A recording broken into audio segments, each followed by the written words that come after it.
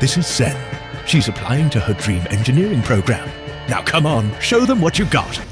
For as long as I can remember, I've loved... Girl, if those judges hear that phrase one more time... Okay, fine. How about I take you on a little trip into my mind so I can show you who I am? Here we go. As you can see, the motorsports section has made itself quite at home, but hasn't always been that way, so I'm gonna go a little off script and tell you a story. 2 years ago, a friend of mine introduced me to F1, and a couple repetitive episodes of Drive to Survive. I know, hear me out, I was hooked. Since then, it's been pedal to the metal, Sunday mornings booked, dragging my parents to the middle of nowhere to volunteer at local rallies, spending hundreds of hours on STEM racing, building a tiny car, and discovering new series, like IndyCar, NASCAR, and Radical Cup. You get the gist. Sen loves cars, and really most types of vehicles she's not particularly picky. He gets it. Now, you may be wondering, Sen, how did you entertain your bleak, soulless existence before getting into motorsports? Now, to cover this, I give you VIP access to the rest of my mind. Lucky you. As you can see, Sen is a person of many interests. But girl, didn't they ask you a couple questions for this video? I know, it's quite the flex. Komatsu and Williams want to know more about me. Not everybody gets to say that. So since you guys are so eager, I'll share something I'm especially proud of. Sen might be short, but she is feisty. Hey, come on! But to keep herself active, she does Brazilian Jiu-Jitsu. Think of it as a mix of judo, wrestling, and chess. This little file represents 2.5 years of dedication. Her blue belt, something only 10% of white belts achieve. It was hard, really hard. Training 3 times a week, going to the gym to be in shape, whether I had 4 exams lined up or it was 35 degrees Celsius, like right now in the AC-less gym. I showed up with my gi and my mouth guard ready to face anyone. And she means anyone. Like in motorsport, girls and youth in BJJ are a minority, so I took my courage in both hands and got used to fighting people who were easily twice my weight, a foot taller than me, and heaps more advanced. Gotta fight smarter, not harder. Exactly. Of course, I lost, but that's fine. One day, trust the process, I'll win. But at the end, when I finally got that belt I had been working towards almost to prove a point, it didn't matter all that much. She danced around in celebration. Let a girl be proud of herself, will you? I pushed myself to the mental and physical limits. It meant showing up when I really, and I mean really, didn't want to. It meant swallowing my pride and asking people for help, even if it was incredibly intimidating. Hell yeah. Thank you. Now, you're probably thinking, that's great, Sen, but this is an engineering program, not the UFC. Well, you know how you said the Williams car and the Komatsu digger didn't have much in common at first glance?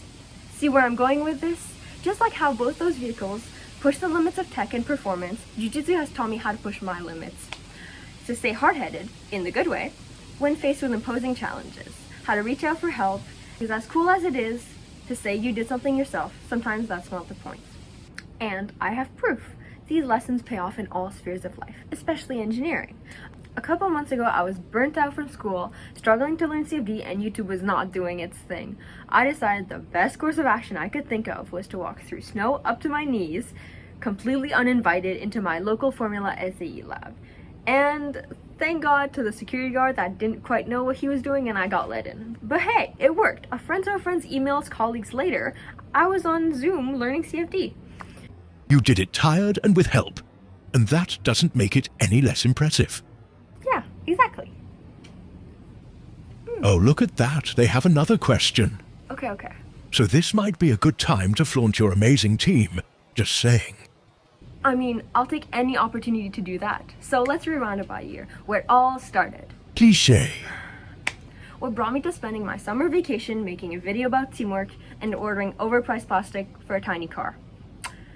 ASAP Racing. 6 girls, 1 goal, and to be honest, not much else. Here's the problem.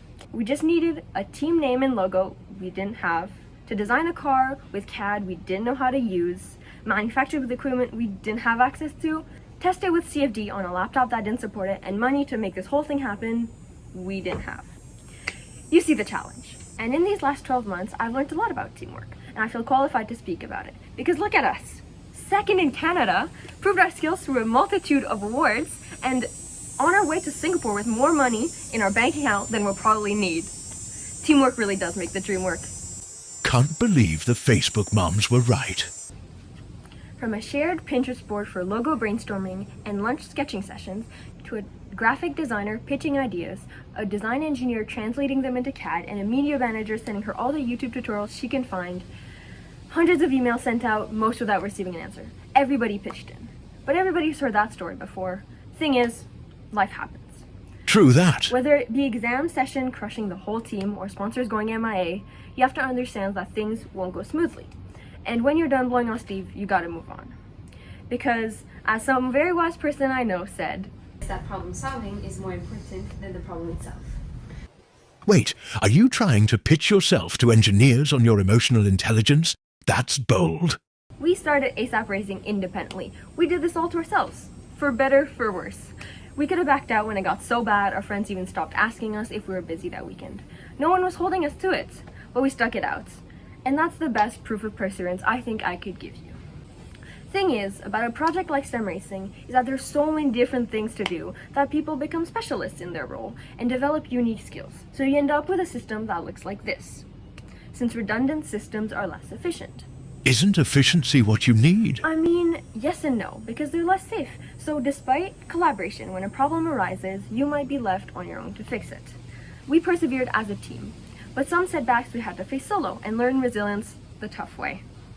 As amazing as teamwork is, sometimes the best a teammate can do is stay on the phone at 2 a.m. for moral support when you cry looking at your computer containing all your CFD work that permanently crashed 1 week before the portfolio was due. Those CFD graphics you hadn't saved anywhere else.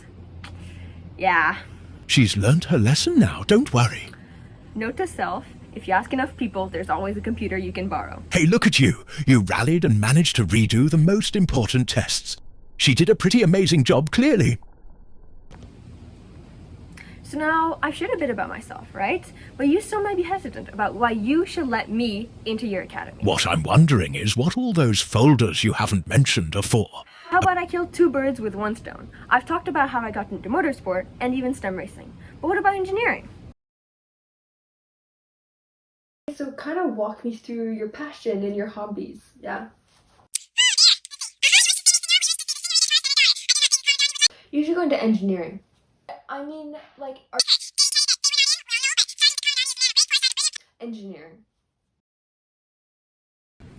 Oh, I was right all along. Engineering fascinates me because it's a way to combine my interests for the abstract, for example math competitions, and my need to keep my hands busy, like the time I spent a dozen hours over-engineering the hell out of this watering can school project. In a more and more disembodied world, engineers make things, physical ways to change the world. They innovate for themselves for the advancement of technologies for others, whether that is through life-changing technologies or to inspire the younger generation. Professional way to say little girls like her a couple years ago.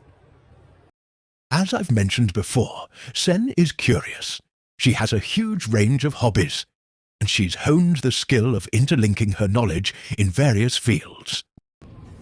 From using my iPad drawing app to finalize technical drawings, using my jiu-jitsu grip to wrestle together some bearings, having my nail art knowledge come in handy when looking into polymers and painting materials, to using my people skills to secure sponsors and keeping people safe at a rally race.